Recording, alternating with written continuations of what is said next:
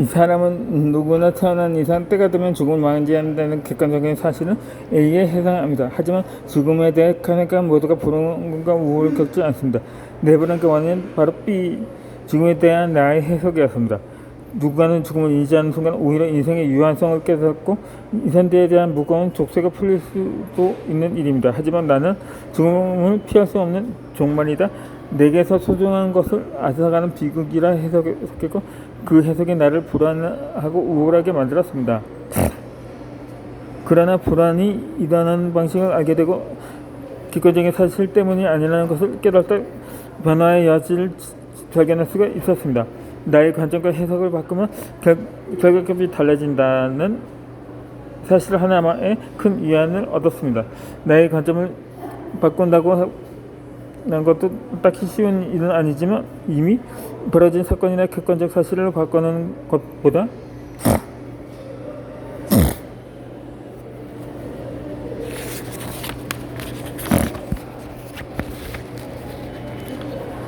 보다는 쉽습니다.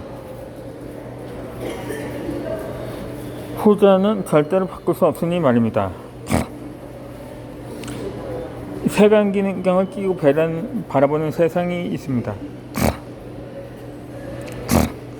이 불안을 만들어내는 자기만의 관점은 오래된 신념의 산물입니다. 전문 용어로는 이를 스키마라고 하는데 자동으로 떠오르는 생각이나 반복되는 사고 패턴 밑에 깔려있는 세계관 또는 신념을 가리킵니다. 이것은 마음 깊은 곳에 있어서 평소에는 인식하기가 어렵습니다. 하지만 어떤 생각을 하더라도 그걸 수면 밑에서 적응하며 생각의 토대가 됩니다. 나쁜 일은 꼭 연달아서 일어나는 것처럼 느껴지는 머피의 법칙도 스키마의 작용으로 인한 현상입니다. 이는 기분 일치주의의 편향이라는 것으로 단지 기분이 안 좋다는 이유만으로 기분 나쁜 일을 더 잘 포착하게 되는 심리적 현상을 말합니다. 뉴스에는 늘 좋은 소식도 있고 나쁜 소식도 있지만 우울증에 걸린 사람은 같은 뉴스를 봐도 나쁜 소식만 쏙쏙 귀에 쏙쏙 잘 들리기 마련입니다. 머피의 법칙은 바깥 세상에 존재하는 것이 아니라 나의 머릿속에서 만들어진 것입니다.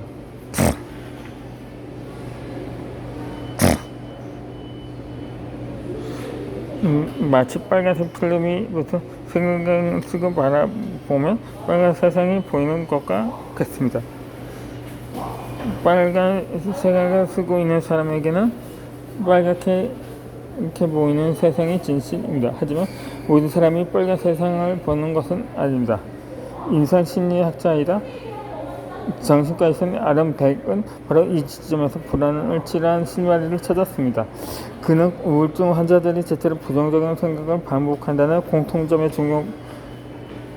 주목했고 그들의 주관적 해석을 파악해 왜곡된 인지를 교정하는 인지 행동 치료를 개발했습니다.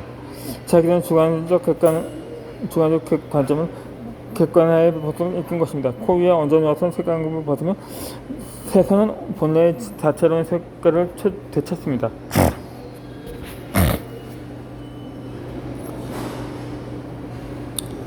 하지만 밑바닥 신념은 찾기도 어렵고 바꾸기도 어렵습니다.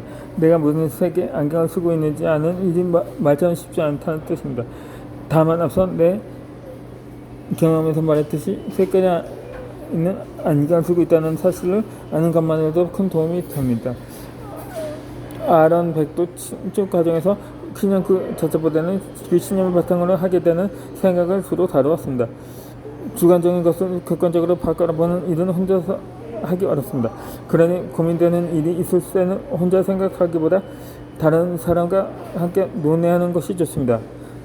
특히 이런 치료법에 훈련이 되어 있는 전문가와 대화를 나누면 더 효율적으로 변화의 목표를 칠 수가 있습니다. 세상을 바라보는 스스로의 관점과 그 아래에 깔린 오래된 신념을 마주하면 나만의 독특하고 개성 있는 불안과 화해할 기회.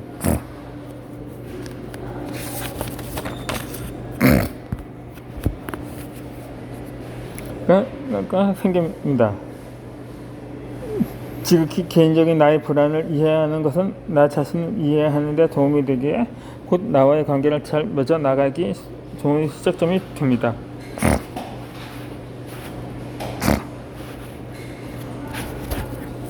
이 모든 것은 당신이라는 습관부터 나타납니다.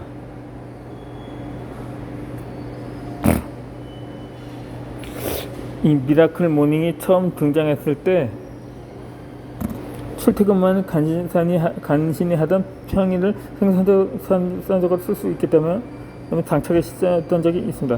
관찰하기 좋은 사람들은 이미 결말을 눈치챘을 것입니다. 나는 단 일주일도 이어가지 못했습니다.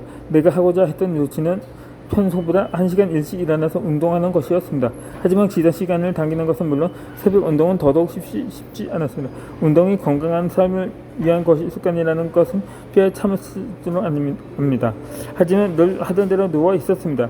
습관이 지식을 이긴 것입니다. 오늘은 꼭 해야지 하면서 마음먹었지만 막상 운동할 시간이 되자 내일부터 할까 하고 생각했습니다.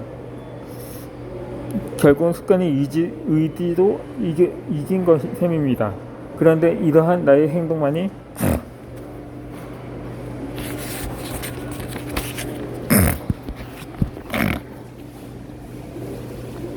아니라 이건 아침잠 없는 사람들이나 할 수 있겠나 하는 생각으로 합리화도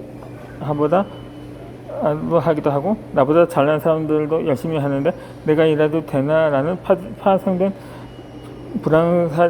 불안도 사실 전부 습관입니다. 이렇게 습관은 물리적 행동에만 해당되는 것이 아닙니다. 그렇게 습관은 당신의 행동과 생각, 감정 등을 지배해서 당신이 진짜 누구인지를 결정합니다. 내가 습관을 만드는 방식이 있습니다. 이 3살 버릇 80까지 간다는 속담을 어른들은 언제나 좋아하는지 어렸을 때부터 귀가 따갑게 들어왔습니다. 왜 우리는 너무도 습관에 노예가 되어버리는 걸까요? 그 이유는 뇌에 있었습니다. 우리는 이제 뇌가 얼마나 바쁘게 일하는지를 압니다. 이 뇌는 제한된 신체의 예산을 효율적으로 쓰기 위해서 이미 알고 있는 자료나 경험들을 토대로 행동을 예측하는데 처음 맞이하는 환경이나 한 번도 해보지 않은 일을 대는 재래체가 없기 때문에 많은 신체 예산을 사용하게 됩니다. 이러한 돌발 상황에 대비해서 우리는 반전적으로 하는 모든 행동을 자동화해 놓습니다. 그 결과 바로 우리가 습관이라고 부르는 것이며 뇌신경학적으로 말하면 하나의 패턴화된 신경회로가 발화하는 것입니다. 어떤 행동이나 생각이 습관이 되는 과정에서 뇌가 중요하게 생각하는 것은 단 하나의 바로 효율입니다. 이 신체 예산의 효율적 운영은 뇌의 기본 업무입니다.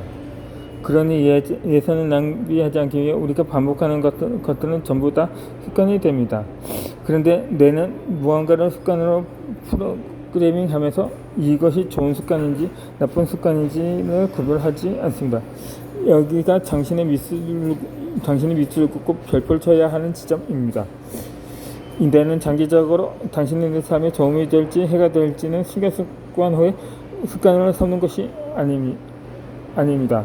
뇌가 습관을 만드는 방식을 이해하면 다음의 결론에 도달합니다. 당신이 습관을 만드는 게 아니라 뇌가 습관을 만드는 것이며 더 나아가 습관은 당신의 삶은 처음입니다. 뇌가 습관을 만드는 과정을 조금 더 설명하려 합니다. 습관이 만들어졌다는 것은 우리 뇌의 배측 선두체라는 것에 특정한 패턴이 새겨졌다는 것을 의미합니다.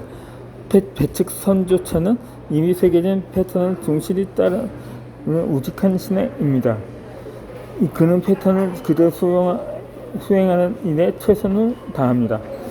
그가 명령을 이해하고 수행하는 방식은 오로지 반복을 통해서이고 실제로 당신이 배측 선두체에게 내리는 명령어 또한 반복하라입니다. 그러니 새로운 행동과 생각을 습관으로 만들기 위해서는 굉장히 자주 반복해서 기존의 것보다 더욱 강력한 패턴을 새겨야 합니다. 힘든 과정이지만 한번 제대로 만들어 놓으면 우리는 든든한 신하들이 알아서 수행해 줄 겁니다.